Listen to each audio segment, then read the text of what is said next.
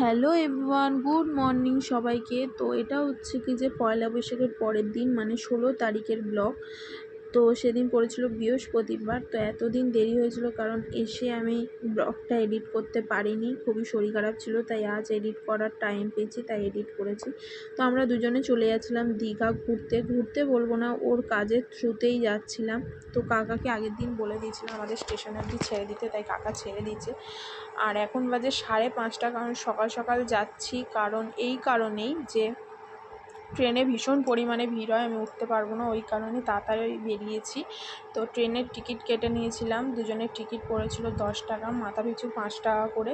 তো চলে এলাম শিয়ালদা স্টেশনে। তো এখান থেকে সোজা যাব হাওড়া স্টেশন, যেহেতু আমাদের সকাল 9:25 হাওড়া লোকাল দীঘা।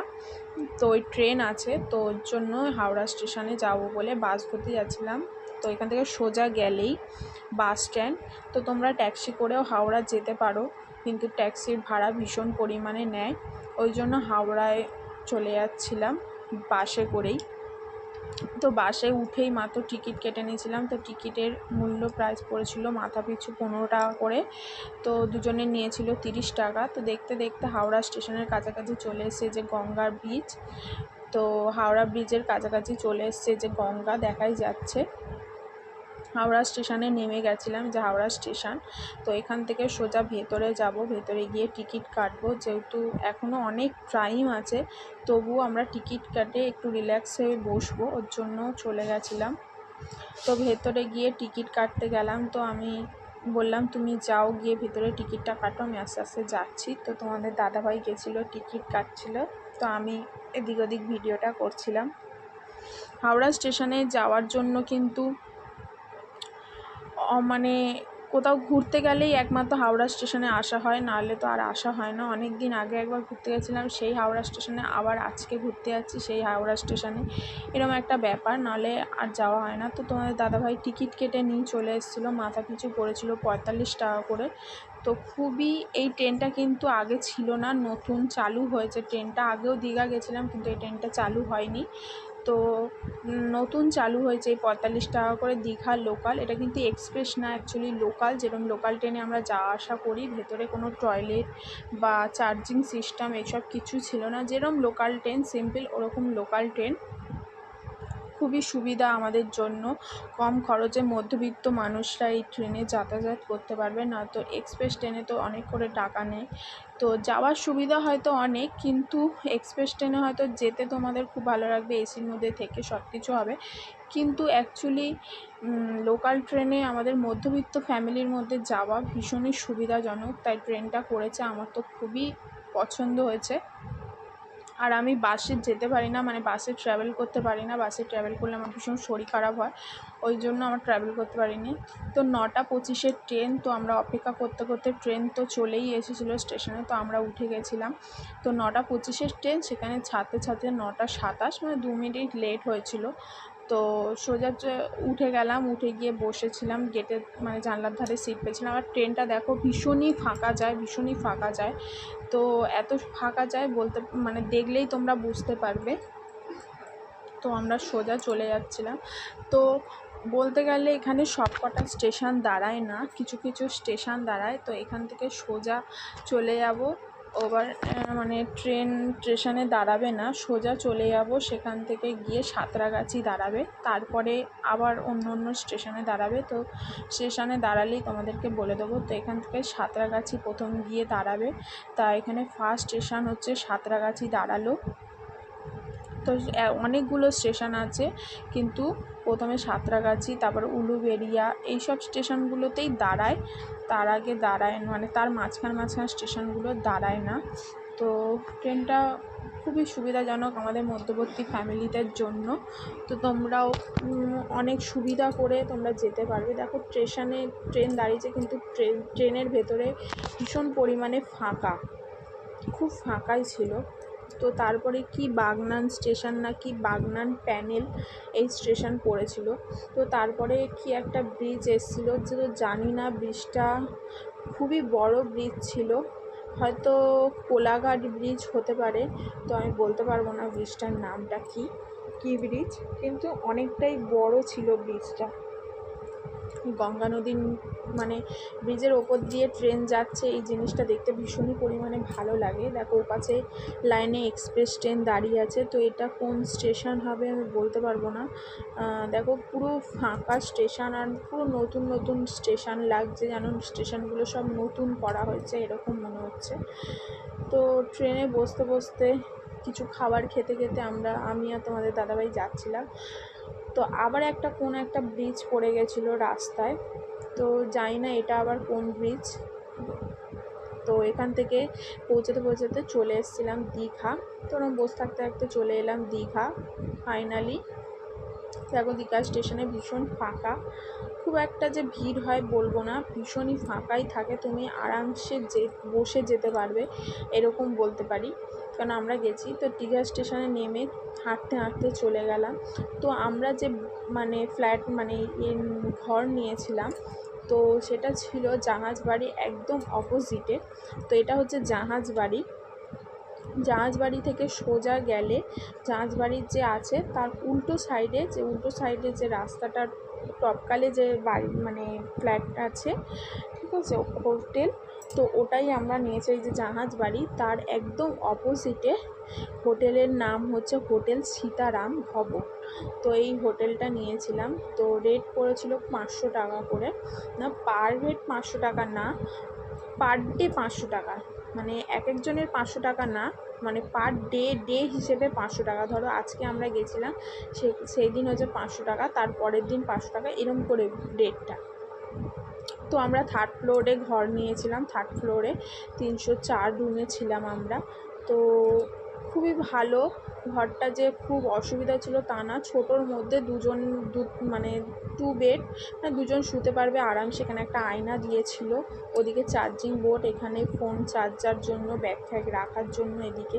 আর তার পাশেই হচ্ছে কি যে সামনেই ছিল বাথরুমটাও খুব ক্লিন ছিল, খুব একটা যে খারাপ বলবো না। দেখো 500 টাকার রুমে যে খুব পরিষ্কার একদম ঝিকঝ্যাক থাকবে তাও না, আবার খুব যে নোংরা থাকবে তাও না, খুবই পরিষ্কার পরিচ্ছন্ন রাখা ঘরবাড়ি মানে হোটেলটা। আমার তো খুবই পছন্দ হয়েছিল, ছোটোর মধ্যে ঘর, খুবই ভালো লেগেছিলো। তো এরপর নিচে চলে গেছিলাম, খুবই খিদে পেয়ে গেছিলো। তো ট্রেন থেকে নেমেই খিদে পেয়ে গেছিলো, কারণ ট্রেনের থেকে নামতে আমাদের 2:30 বেজে গেছিলো, মানে 2:45 হয়ে গেছিলো, অনেক দেরি হয়ে গেছিলো যেহেতু ট্রেনটা একটু লেট করেছিল। তো প্রথমে ভাত, ডাল, সবজি একটা, আর এঁচোড়ের তরকারি, আর ডিমের ঝোল, আর পাঁপড়, সব মিলিয়ে পড়েছিল 120 টাকা। এটা হচ্ছে যেই হোটেলে ছিলাম তার নিচের রুমেই আমরা খাওয়া দাওয়া করে নিচ্ছি। তো ওনারা বলে দিয়েছিল যে এখানেও খেতে পারো বা বাইরেও খেতে পারো, কোনো অসুবিধা নেই, কিন্তু বাইরের খাবার রুমের ভেতরে কোনো অ্যালাউ নেই। তার জন্য আমরা বলেছিলাম যে ঠিক আছে, আপাতত আমরা চলো হোটেলের নিচে আমরা খাওয়া দাওয়াটা করে নিই, যেহেতু অনেকটাই বেলা হয়ে গেছিলো, খিদেও পেয়েছিলো। তো খাওয়া দাওয়া করে একটু বিশ্রাম নিয়ে সন্ধেবেলা বেরিয়ে গেছিলাম তোমাদের দাদাভাই আর আমি, মানে বিচের দিকে। তো সমুদ্রের ধারে, কিন্তু আকাশে ভীষণ পরিমাণে মেঘ করেছিল, মনে হচ্ছিল যেন বৃষ্টি আসবে। আর আমি আর তোমাদের দাদাভাই বলছিলাম যে একটু বৃষ্টি আসুক, বৃষ্টিতে মানে সমুদ্রের ধার বলো সমুদ্র বলো ভীষণ সুন্দর দেখায়। তো তাই বৃষ্টি আসার অপেক্ষায় আমরা হেঁটে হেঁটে চলে গেছিলাম সমুদ্রের পাড়ে, দুজনে মিলে গল্প করতে করতে। তো একটা আলাদাই মানে মজা বলতে পারো, দুজনে মিলে একসাথে যাওয়া। তো হাঁটতে হাঁটতে অনেক আমাদের মানে সমুদ্র অবধি, মানে হোটেল থেকে সমুদ্র অবধি অনেকটাই হাঁটতে হচ্ছে। তো কিছু করার নেই, হোটেল যদি কম সময়ের মধ্যে পাও, যত ভেতরে হোটেল নেবে তত কমের মধ্যে, আর যত বিচের সামনে হোটেল নেবে তত দাম বেশি পড়ে।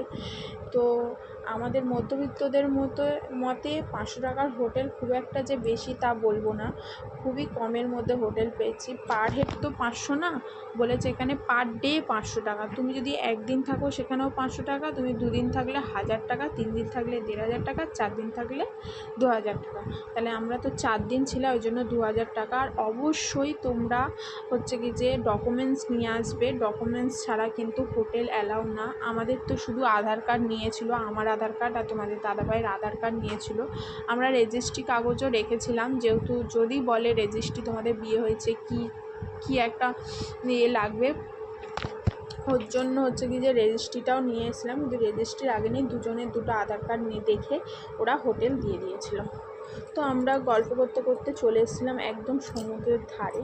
তো সমুদ্রের ধারে এসে যেন একটা আলাদাই মজার, ভীষণ পরিমাণে হাওয়া দিচ্ছিলো। তোমরা গাছ দেখলে বুঝতে পারবে কীরকম উল্টে গেছিলো, মানে উল্টে উল্টে পড়ছিলো, এত পরিমাণে হাওয়া দিচ্ছিলো সমুদ্রের ধারে। তো আমি এসে তো ভীষণ পরিমাণে আমি মানে ঘুমাতে পারছি না, আমি খালি বলছিলাম তোমাদের দাদাভাইকে কখন সমুদ্রের পাড়ে যাব, কখন সমুদ্রের পাড়ে যাব।